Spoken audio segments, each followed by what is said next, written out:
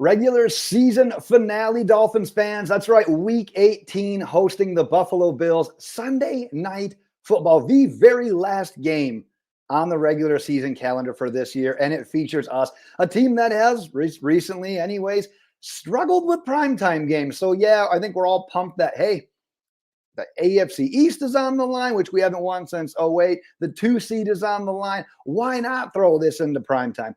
I, for one, would, you know my story. I would rather have this game be at noon on Sunday, but you know what? I don't get to make the schedule. The Dolphins don't get to make the schedule. Got to go out and handle business. And that's kind of a bit of the story of this game is who's motivated more? Who wants to win this game more? And quite honestly, you can make a damn good case for either team. Obviously, the Bills win and they're in, lose and they need a little bit more of a miracle. So obviously they're motivated, but you can make a case on each side because if there's one thing about this Dolphins team, man, they need to absolutely be motivated to win this game because what? A week ago, they had the opportunity to go into Baltimore and take claim of that number 1 seed. Yeah, they would have had to win this Sunday as well, but they could have potentially been the current number 1 seed. Well, you lose that game. Now let's say you hypothetically lose Sunday night to the Bills. Well, now you're not the 1 seed. You're not the 2 seed. You're now the 6 seed, and you're going on the road for Wildcard Weekend. That can't sit well with this coaching staff, with this front office, with these players. So, yeah, they are going to be focused. They are going to be eager to go out and get that division and get that 2 seed. So let's talk a little bit about that in today's final preview prediction video. We're going to hit on the latest team news, injury news. We'll hit on some viewer questions that were submitted throughout the week. We'll end with our final score prediction, but that's where you come in as well. First, if you haven't gotten subscribed yet, make sure you are doing so. Thanks to everyone that has done that. Second, let's hear your final score predictions. How do you see this one playing out?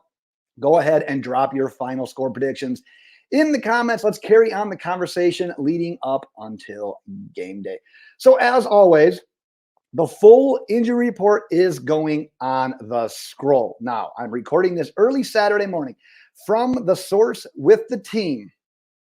My source that's connected with the team told me on Friday night, the plan is to activate Jerome Baker, have him active on Sunday, along with having Jalen Waddle and Robert Hunt active as well. Now, remember a couple of things here. One, injuries are delicate. Injuries are fluid. But as of Friday night, I was told that that is the plan. Now, we also need to keep in mind that just because these guys are active on game day doesn't mean they'll necessarily play. We've seen it happen this year, especially guys on the offensive line. We've seen them be active in the past, and then we're only going to use them if it's an emergency situation. So keep that in mind as well. But as of Friday night, the plan, at least at that point in time, is to make them available on Sunday. Unfortunately, I don't have an update in regards to much of an update anyways, in regards to Raheem Mostert. However, he was listed as questionable on Friday's final injury report. So I talked about having a bunch of viewer questions. Once again, thanks to everyone that submitted a question. I know recording this early on Saturday, I saw a couple come through very late. I don't think I got to all of them by any means. Thank you to everyone that did submit. Continue to do so. I always try to get to as many as possible. Let's start with the first one from Chris. Could you explain what is happening with Cam Smith and Eric Ezukanma? Let's start with Eric Ezukanma. So Eric Ezukanma had an injury from college, which was never really truly fully disclosed. And it popped up again with the Dolphins earlier this year. Now, the injury reports from earlier this year listed him with a neck. So I will let you draw your own conclusions from there. But the one thing I can tell you is that the team isn't thrilled. The team isn't happy that this came to fruition. Cam Smith, on the other hand, we have to look at this essentially as a redshirt year for him. Was told earlier in the season that he was struggling with things, your work ethic, you're putting in the time on the field, in the classroom, that kind of stuff. However, that aspect has improved some recently based on what I have been told. But right now, what they don't want to do is throw him into a game, have it go bad, and have that confidence be shaken. And shaken more than it already is because he's kind of feeling a little bit undervalued right now. If you look at this team, it's Ramsey and it's Howard that are typically your boundary guys. Well, Howard is out, and they're sticking with Eli Apple, who has had his fair share of struggles. So, yeah, Cam Smith's not real necessarily feeling the best that he's not getting a shot in this point in time. However, the team has got the long-term in mind with Cam Smith right now. They don't want him to go through what Noah Igbenogany went through his rookie year. And if you remember, coincidentally, was against the Bills and Stephon Diggs. Noah got baptized by Stephon Diggs in that game, never truly recovered mentally on the field. None of that really recovered from him. So they don't want to put him in that situation. Now, I will tell you that they still have a ton of confidence in him. They think he can be a really damn cornerback in this league. Just don't count on it probably yet for this year. Let's go on to a question here from Dean.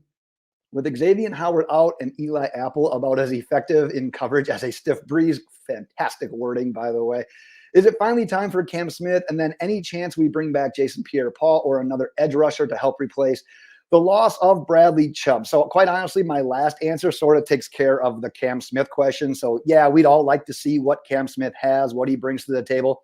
At this point in time, it just doesn't appear likely. More injuries would likely have to happen, or performance would have to be absolutely terrible from a guy like Eli Apple. Maybe even they give like Nick Needham a shot. Regardless, let's move on to the Jason Pierre-Paul and the edge rusher stuff.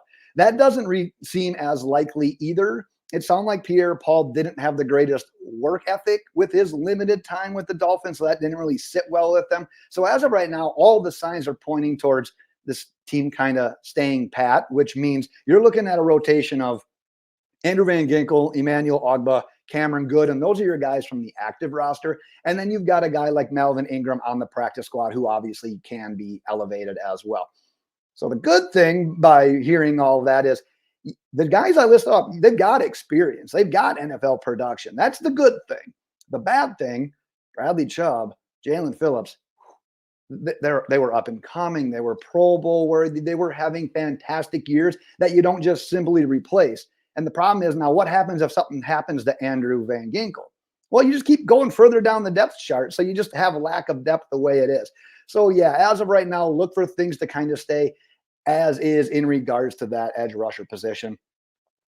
John has got, who is your desired matchup for the Dolphins in the wild card round? So your options are at Kansas City if we lose Sunday night, or you're either at home versus the Bills, Jaguars, or Steelers if we win on Sunday night. Quite honestly, this doesn't sound great because we're about to play them, but I prefer to stay away from the Bills. We know our recent struggles and our recent history with them. I don't like the idea of playing them in back-to-back games.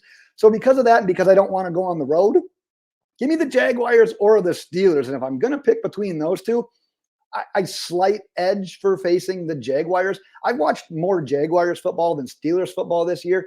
The Jaguars feel streaky at best. I don't always like to use the word fraudulent and fraud because we hear about our team enough and I don't want to throw another team under that bus, but they sort of feel in that mold. Both the Steelers and the Jaguars, they're having issues with injuries at the quarterback position as well. So they're both down a little bit right now. Put it this way. If we get to play the Steelers or the Jaguars at home, I think we can handle them. I like either of those despite the injuries that we even have. Masito comes with, is Sunday against the Bills a pay Tua or not kind of game? Quite honestly, I'm going to say no. He's already kind of answered the biggest question that the team had, and that was, can he stay healthy? Can he play all the regular season games? Which, when he starts on Sunday night, he will have done that. So obviously, yeah, the team already picked up his fifth-year option, and we previously talked, a month or so ago, that the team is going to look at talking contract extension at some point here this offseason as well. Now, whether something gets done or not, we will see. But the plan is, as of now, to at least explore that contract. So I don't necessarily see any outcome from this particular game being much of a factor in the debate between do you extend or not. The biggest thing that I think could come from this game, and then even next week's game in the playoff as well, is how much money is included in that contract, how much is guaranteed in that contract, how long of an extension are we talking about? That's maybe where I could see some talks coming in regards to this game. Let's do one more here. Like I said, thanks to everyone that submitted a question. I apologize for those I left out. I'll try to go back and hit you up in the comments as well. Benjamin comes in with, other than beating the Bills, securing the number 2 seed, what would the Dolphins have to do for you to be considered satisfied with the season? Great question. My answer is aggressive. I would say that I would like this team to make the AFC Championship game, especially if we win Sunday night and have the 2 seed, because then what you're looking at home field advantage essentially until you would potentially play the Ravens in the AFC Championship game. If the Ravens get knocked off, you're home field regardless. So AFC Championship, especially if we get the 2 seed, is kind of where I've moved my bar to. But what I will say with that is, we lose tonight. Let's say we hypothetically lose wild card. I will be super disappointed, but at the same time, it's a fun season. I don't want to be the guy that says, "Oh, we had fun anyways." But man, as Dolphins fans, like, we've had a very limited history of being able to look forward to every single game on the schedule. And we got to do that this year. We got to do that because we were competitive. We had a great offense. Our defense came on later. Tua stayed healthy. We weren't playing games with Teddy Bridgewater in at quarterback or Skylar Thompson, or in this situation, Mike White. I had fun. I had a lot of damn fun this regular season, but you know what? Let's carry it on, because I'll ask the question, if not now, when? When are we going to do it? We got Tyreek right now towards that, probably the end of his prime. You got Waddle on his rookie deal. You got Tua on his rookie deal. If not now, when? I'll leave it at that. Let's go into the prediction. Damn it, let's get that 2 seed, Dolphins fans. 27-24.